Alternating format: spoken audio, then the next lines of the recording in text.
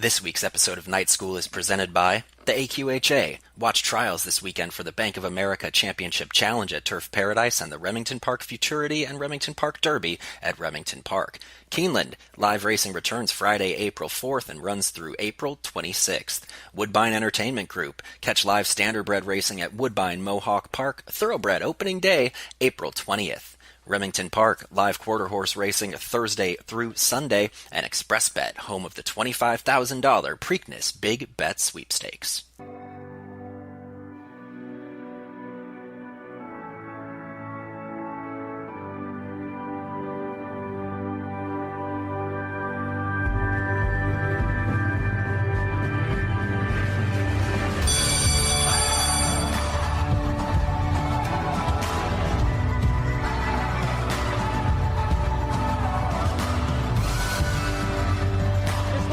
Horses have off days, and by looking at them before they actually get on the racetrack, you get an initial impression of which way they're leaning.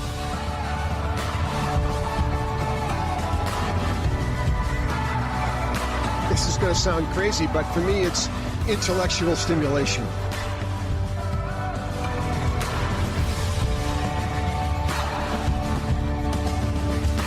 Class is now in session. It's time for Night School. Here are your hosts. Night School 2019 is in session, Season 9. I'm Jeremy Plonk from Horse Player Now, joined by Brian W. Spencer, General Manager of Horse Player Now. And Brian, our format for Night School in 2019 going to change up just a little bit. Yeah, really looking forward to this. We're going to separate this season's Night School into 2 semesters, 10 episodes each semester. A spring and fall semester will be covering 20 different topics over the course of the season with Caton Bredar guesting and also some looks back at classic Night School clips from the vault. So excited about this new format, Jeremy. Our topic now, general handicapping, and let's get into it. This is the 40,000-foot view, if you will, of handicapping. We'll have more specific topics throughout the course of the 2019 season. But the overview in this lesson on general handicapping, and Brian, it really starts with other subjects, if you will, in the school curriculum. Is it art or is it science? Handicapping, it could go either way. If you're an artistic person, you may look at a race one way, and if you're more of a science and math person, you may handicap a completely different way. Yeah, there are some people who really do almost all of their work strictly on paper. They play with the numbers, they play with the statistics, and there are other people who do a lot of their work visually, which makes it a little bit more of an art form in that sense. And I think one of the things that's important for people not only listening to this program, but getting involved in racing to remember is Jeremy and I are going to be talking about 20 topics this season on Night School. And while we have taught people for, better than a decade, while we have watched how this works, long story short, we're not always going to see things the same way. No two people handicap races exactly the same way, so Jeremy may emphasize something that I don't find as important, and vice versa. It doesn't mean it's wrong, it just means we have a different approach. And when you talk handicapping, which we're doing here, versus betting, they're 2 separate entities. And betting can be a lot more scientific and number and to the structure. And you will see that there's a lot less room, I think, for wiggle room in the betting lessons as we progress throughout this year as versus the handicapping lessons. I think there's a lot more wiggle room for ways to see things completely different and 2 people potentially being right for different reasons, even on the same horse. Let's talk about how we evaluate these horses and races as we get into general handicapping here in Night School. One of the things that makes horse racing interesting in terms of competition is the level of competition is set to try to make the races all very competitive and bettable.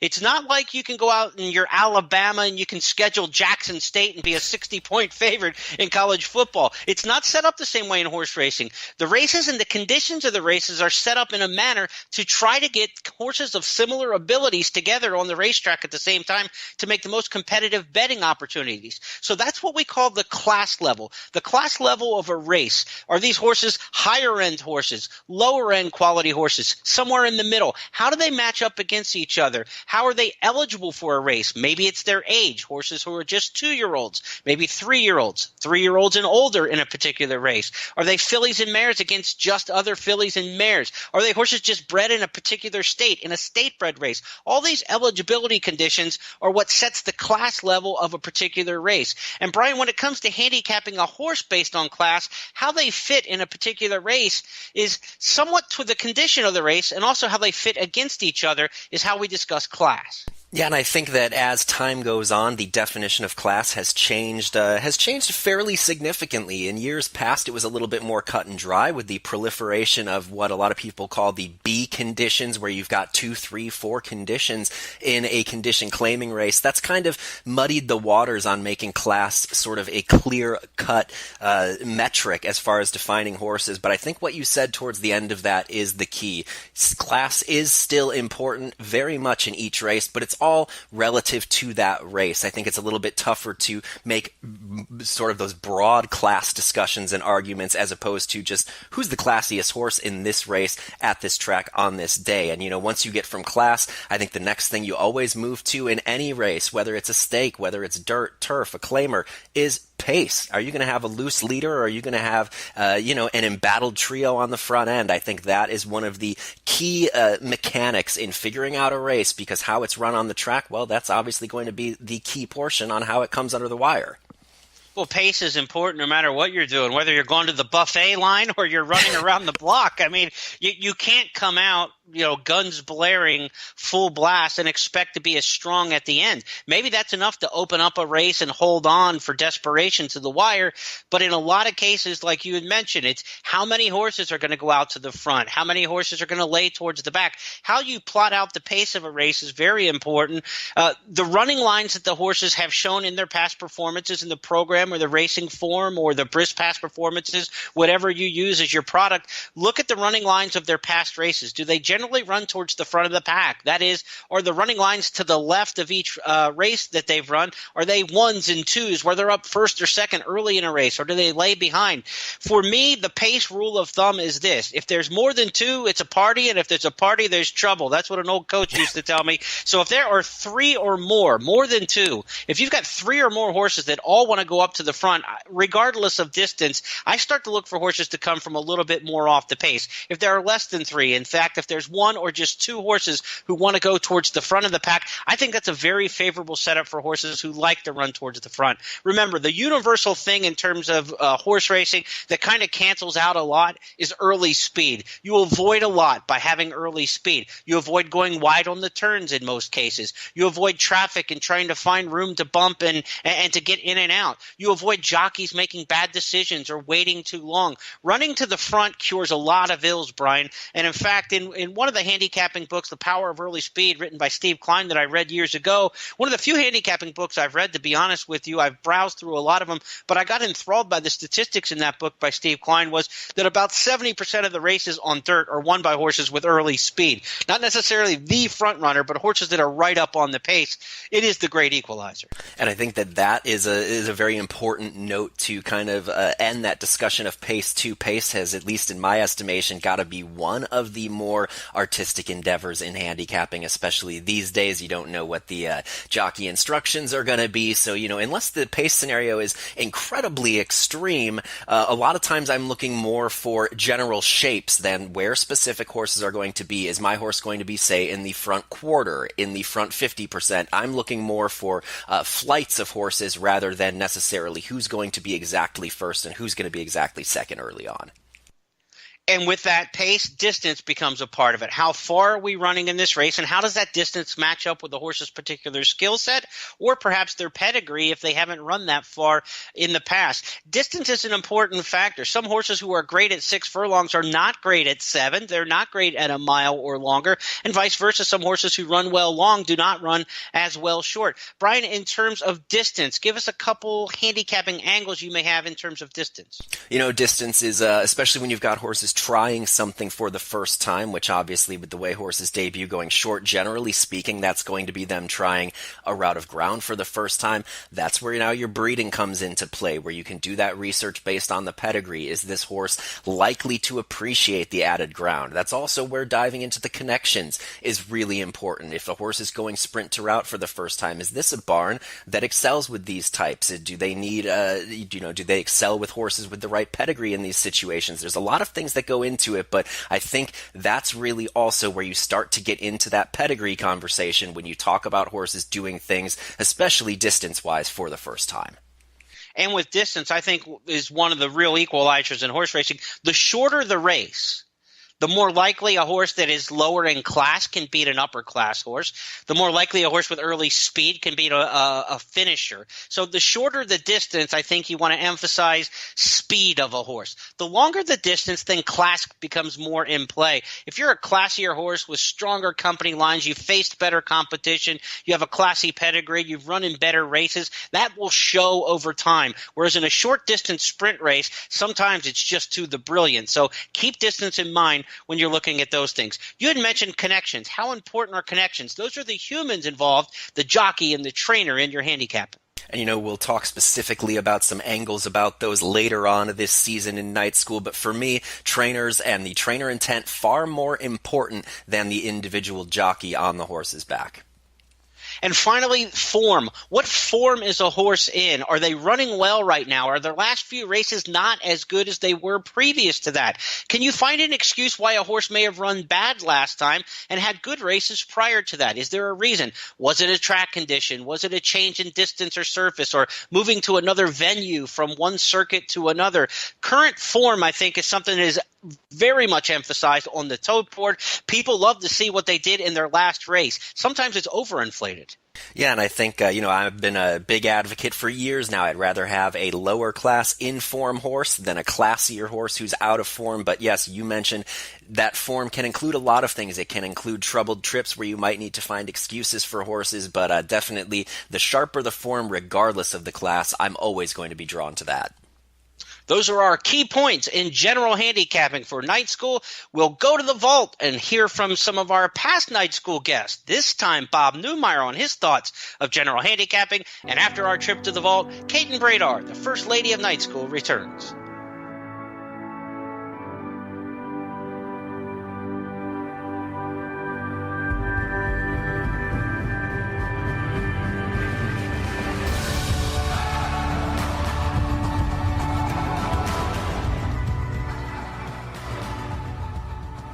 Bet and cheer on live racing from Woodbine and Mohawk Park. Thoroughbred and harness action. The wagers are just the beginning. Watch award-winning broadcasts covering both breeds, incredible battles contested over the most unique grass course in North America. Experience the full fields with over 130 thoroughbred and 160 live harness days. Get access to free handicapping material and join the ranks of Woodbine and Mohawk Park players from all over the globe. For more information, visit woodbine.com. Some folks like to bet on the horses. Some like to bet on the games. Some folks like to bet on their phone. And some like to bet from their suite. So what's your best bet? All of the above. No matter how you like to bet, Remington Park is your best bet yet. With world-class horse racing, OKC's newest casino and online suite booking now available. Remington Park, it's your best bet yet. Strategize, analyze, select. Join Keeneland Select to bet on racing from around the world on your computer, tablet, or smartphone, anytime, anywhere. Featuring the best rewards in racing, free pass performances, live video, race replays, and more. Plus, Keeneland Select invests a portion of its profits back into the sport. Join Keeneland Select today and earn a $150 sign-up bonus at KeenelandSelect.com. Dedicated to the sport and dedicated to the players. Racing fans, the road to the Kentucky Derby is in full swing, and ExpressBet's money back on the Preps offer is the best way to play all the top races this spring. Bet your horse to win in this year's biggest Preps, and ExpressBet will refund your money if you finish second or third. There's no smarter way to bet races like the ExpressBet Florida Derby, Santa Anita Derby, Arkansas Derby, and Wood Memorial. Plus, tournament players will love ExpressBet's spring contest schedule. ExpressBet has partnered with Santa Anita and Gulfstream Park to give seats to tournaments like the NHC, BCBC, and Pegasus Betting Championship. Learn more at expressbet.com/tournaments. Don't have an ExpressBet account yet? Sign up today with promo code XBRadio and get a $100 bonus when you bet your first $100. Remember, that's promo code XBRadio. Ready to play? The first Saturday in May is coming quickly, so visit expressbet.com to get started. Must be 18 or older to open an account with ExpressBet LLC and reside in a state where such activity is legal. Void where prohibited. National Gambling Support Line 800-522-4700. Welcome back to the show. Enjoy this classic night school clip from the vault.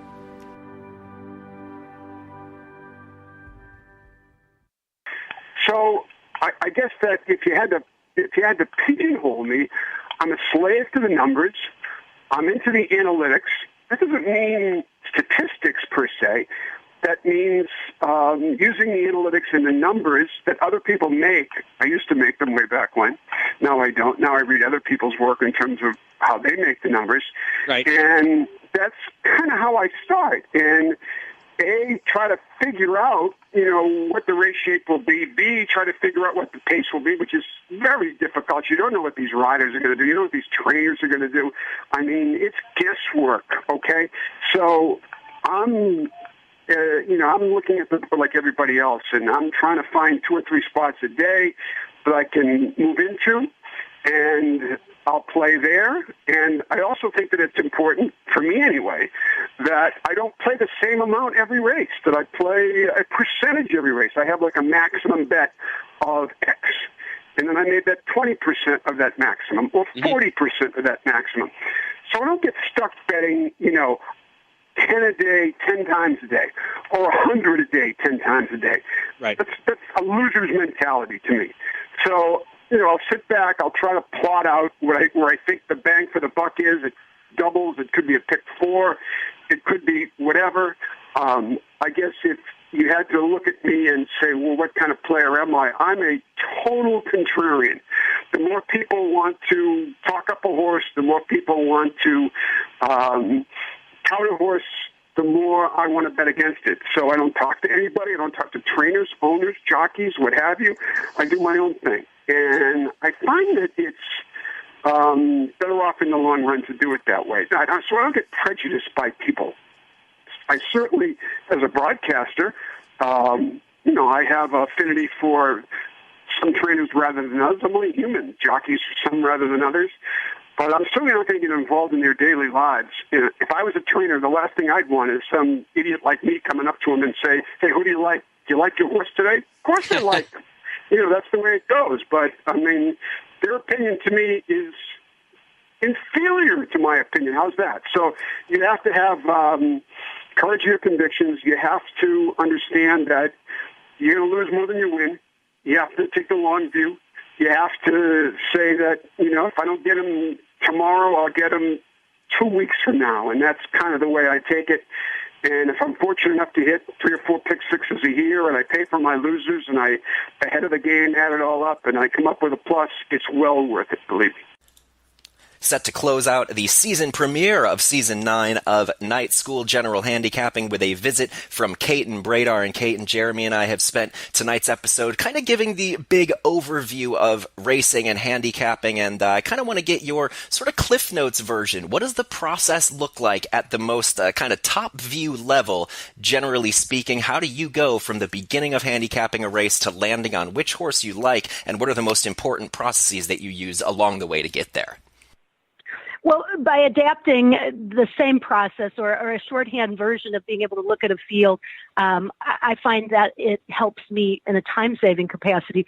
So, maybe the process can differ from person to person, but I do think that the more you can come up with a system of looking at something and looking at past performances or looking at pace or whatever it is that you look at, the more time you can spend handicapping and playing the races, and I think the more fun it is. So my process, which I kind of refined more over the last, I'd say, 15 years or so, 20 years, it really helps from a time standpoint of being able to look at a lot of races over a short period of time to come up with some key contenders.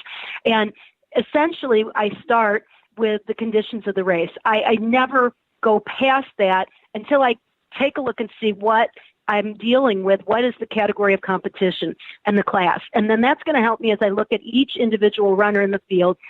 I could quickly go through the field and dictate or put down a little notation next to each horse as to whether they're moving up in class based on the conditions, moving down in class, or staying the same. It's not always easy. You kind of have to be familiar with the categories and the circuit.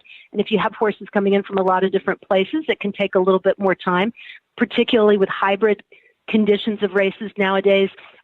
You really have to think through the conditions a little bit to determine whether a horse is moving up or moving down.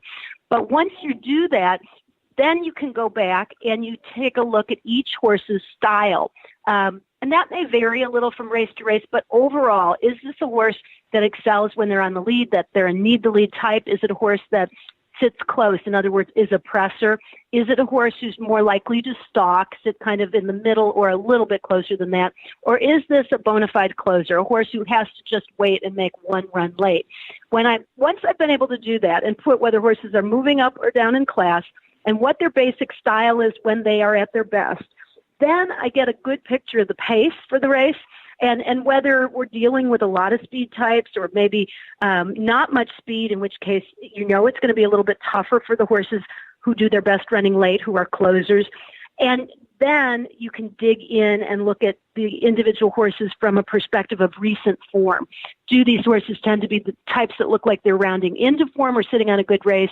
Are there circumstances that would convince you that they are going to improve off their last performance, or are they going the other direction? But it all starts with essentially class, pace, and recent form. And for me, that stays the same regardless of whether you're dealing with lower-level claiming horses or whether you're talking graded stakes horses. I think the process itself stays the same. And the other details, equipment changes and such, to me are kind of the last thing I incorporate into the handicapping puzzle. And you're going to hear that a lot this season. Jeremy and I have kind of already touched on it on tonight's episode, and Caton putting a bow on the season premiere here with the general handicapping topic. The principles are timeless, and they stay the same from race to race, class level to class level, and I think we're going to see a lot more of that throughout this season, Season 9 on Night School. Thank you to Caton Bredar for joining us to close out the show. We'll be back next Tuesday with a look at the betting menu. Good night.